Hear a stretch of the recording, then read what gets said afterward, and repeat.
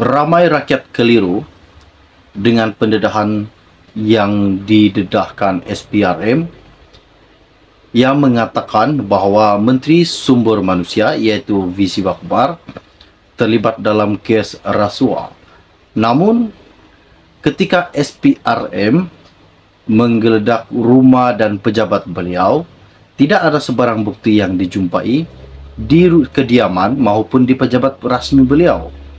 Namun pada hari ini, ada lagi salah satu MP yang berani mengatakan bahawa sepatutnya V. Siva Kumar ini harus letak jawatan daripada Menteri Sumber Manusia ataupun bercuti buat sementara waktu disebabkan beliau mempunyai kes dan terpelit dalam kes rasuah.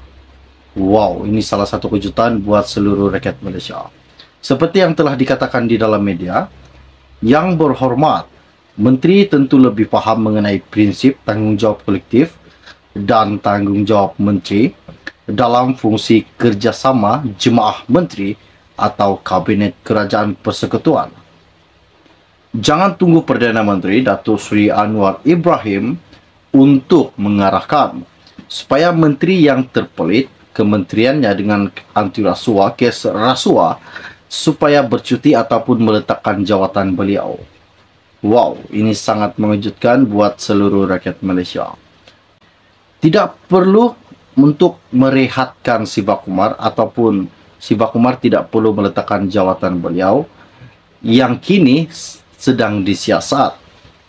Namun, Siva Kumar ini harus teruskan saja tugas beliau, tidak perlu bercuti ataupun tidak perlu untuk meletakkan jawatan beliau. Ini katanya AMK. Apakah yang dimaksudkan dengan AMK? Okey, baiklah. Sebelum saya meneruskan isu yang menggemparkan ini, mohon kiranya pertimbangkan, tolong tekan butang subscribe dan sharekan video ini.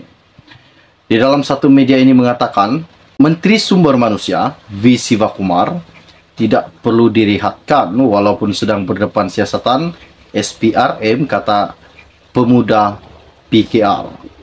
Angkatan Muda Keadilan AMK tidak senada dengan ahli Parlimen Pasir Gudang iaitu Hassan Karim yang sebelum ini mencadangkan supaya kerajaan campuran memperehatkan Siva Kumar yang sedang disiasat SPRM kerana sudah memberi kerjasama berhubung kes yang terlibat. Katanya, bagi pandangan saya, kerjasama diberikan menteri itu sudah memadai dan tindakan lanjut diserahkan kepada SPRM, katanya Timbalan Ketua AMK Muhammad Kamil Abdul Munim. Terdahulu, Hassan yang juga anggota Jawatan Kuasa Khas mengenai rasuah JKMR menggesa Siva Kumar untuk bercuti dari tugasnya sebagai menteri sehingga SPRM selesai menjalankan penyiasatan terhadap membabitkan pegawai kanannya. Ahli Parlimen Pasir Gudang itu juga berkata, tindakan itu menunjukkan teladan positif selaras dengan agenda Pakatan Harapan PH untuk membasmi rasuah. Yang berhormat, Menteri tentu lebih faham mengenai prinsip tanggungjawab kolektif dan tanggungjawab Menteri dalam fungsi kerja jemaah Menteri atau Kabinet Kerajaan Persekutuan. Jangan tunggu Perdana Menteri Datuk Seri Anwar Ibrahim untuk mengarahkan supaya menteri yang terpelit kementeriannya dengan kes rasuah supaya bercuti ataupun meletakkan jawatan beliau. Muhammad Kamil yang juga setiausaha politik kepada Menteri Kewangan berkata, adalah tidak wajar mana-mana pihak membuat teladan awal berhubung kes itu yang kini dalam proses siasatan. Sekiranya ada tindakan lanjut, beliau percaya bahawa Siva Kumar tahu apa yang perlu beliau iaitu Siva Kumar lakukan seterusnya. Jika benar apa yang dikatakan dan apa yang didedahkan di dalam media ini, bahawa Siva Kumar ini terpelit dan terlibat dalam kes rasuah dan menjaga nama baik kontraktor, apakah tindakan yang sewajarnya yang bakal dikenakan terhadap Menteri Sumber Manusia iaitu V. Siva Kumar? Adakah kerajaan Anwar ini bakal terjejas jika memang benar Siva Kumar ini terpelit dalam kes rasuah? Coba tinggalkan komen Anda di dalam channel ini, nyatakan apakah sepatutnya yang perlu dikenakan kepada Menteri Sumber Manusia, yaitu Siva Kumar yang terlibat dalam kes rasuah. Wow, ini sangat mengejutkan buat seluruh rakyat Malaysia. Oke, baiklah, setakat itu yang ringkas dari saya untuk Anda. Kita akan berjumpa lagi. Salam jumpa dan salam kenal. Bye-bye. Menteri Sumber Manusia, Siva Kumar, tidak perlu direhatkan walaupun sedang berdepan siasatan SPRM, kata pemuda PKR. Angkatan Muda Keadilan AMK tidak senada dengan ahli Parlimen Pasir Gudang, yaitu Hassan Karim yang sebelum ini mencadangkan supaya kerajaan campuran memperehatkan Siva Kumar yang sedang disiasat SPRM kerana sudah memberi kerjasama berhubung kes yang terlibat. Katanya, bagi pandangan saya, kerjasama diberikan menteri itu sudah memadai dan tindakan lanjut diserahkan kepada SPRM, katanya Timbalan Ketua AMK Muhammad Kamil Abdul Munim.